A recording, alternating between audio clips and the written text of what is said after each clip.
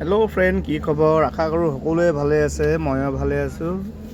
মই আছোঁ বৰ্তমান খাৰচাং মাইনিঙত আৰু ইয়াত কাম চলি আছে। বিশেষ কথা এটা ক'বলৈ ভিডিঅ'টো বনাইছোঁ।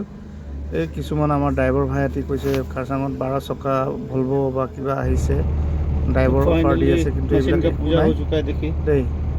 ভাৰত বেঞ্চ আহিব কিন্তু অহা নাই। ভাড়া গাড়ী দিহে কাম কৰি আছে।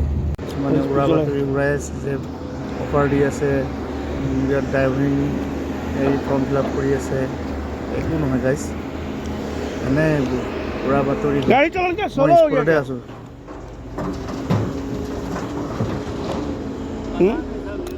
हाँ 16 काम चल रहा है क्या?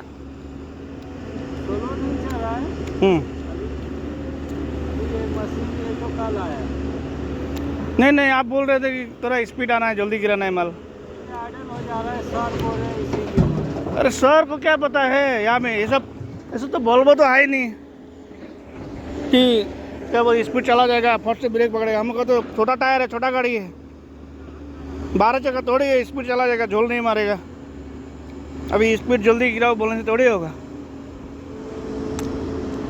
इन लोगों को क्या पता है, ऐसी गाड़ी में बैठना है, घूमना है।